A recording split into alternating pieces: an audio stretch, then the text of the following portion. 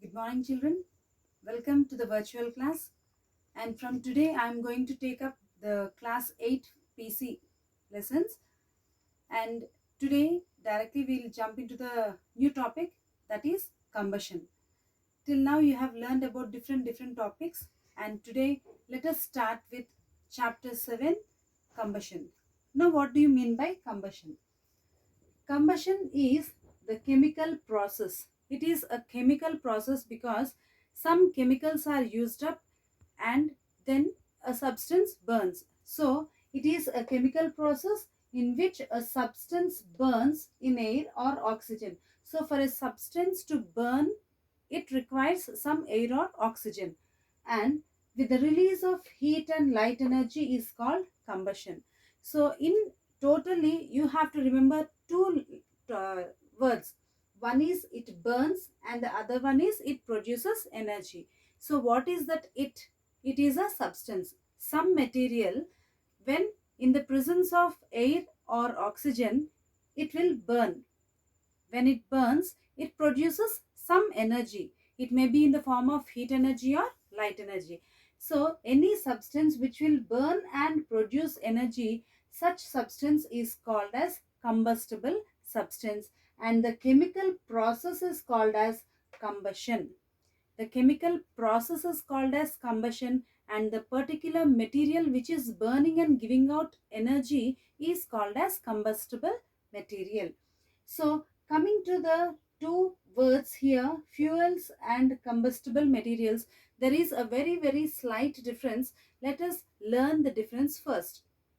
In general, we will be just calling it like fuels. So what are those fuels and what are those combustible materials? For example, if you take a paper, when you lit the paper, it will immediately burn. It is producing, it is utilizing the air and oxygen, and it is burning, and it is producing little amount of energy. If you take grass, dry grass, that also burns and gives out little amount of light energy and heat energy. If you take your gas stove, LPG, that also will burn and produces light and heat energy. If you take petrol, it burns and produces light and heat energy. So all these materials, they are burning and producing heat and light energy. So what is the common factor in fuels and combustible materials? In both the cases, they will burn and produce energy. Then what is the major difference between a fuel and a combustible material? Now let us see. In fuels, the energy produced or given out is used for various purposes to do some work. So there should be some sufficient amount of energy produced by that material to do some work. So such materials are called as fuels. For example, you take your motorbike, you will fill petrol in it. This petrol, it will combust, that is it will burn and produces some energy, and that energy is utilized to push or to run the vehicle. So it is called as a fuel. You take your gas stove, the energy produced there, that energy is utilized to burn, and it produces some energy where it is used in cooking. So that also can be used as, can be called as a fuel. And coming to the combustible materials, suppose you take paper, you burn the paper, can you use the energy for some other purpose? That energy, before you grab or before you preserve or before you utilize that energy, the complete paper will be burnt. So sufficient amount of energy will not be produced to do some work. Such materials are called as combustible materials. So the only difference between fuels and combustible materials are, fuels, the energy produced is utilized to do some work, but coming to combustible materials, the energy produced by that material will not be sufficient to do some work. That is a major difference. Now we can see certain examples between the fuels and the combustible materials. LPG, the liquefied petroleum gas, and CNG, compressed natural gas, petrol, wood, coal, coke, kerosene, all these can be called as fuels because when they burn, they will produce little amount of, maximum amount of heat energy or light energy, and that energy produced will be utilized to do some work, sufficient work.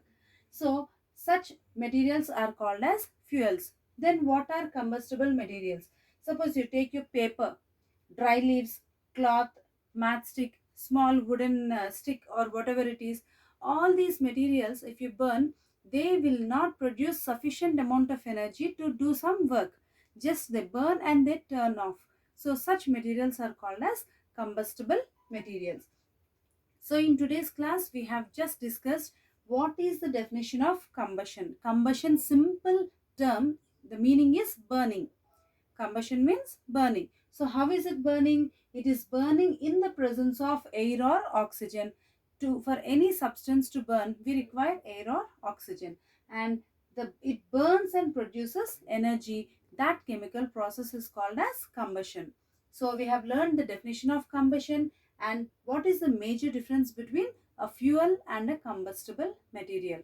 So finally, I can say that all fuels are combustible materials. All fuels are combustible materials, but all combustible materials are not fuels. All combustible materials will not be called as fuels because they may not produce sufficient amount of energy. So I hope you all understood the topic, children. So please open your textbook, read the first page of this lesson, combustion, and try to underline the important points. We will be meeting in the next class with the new subtopic. Till then, take care. Bye.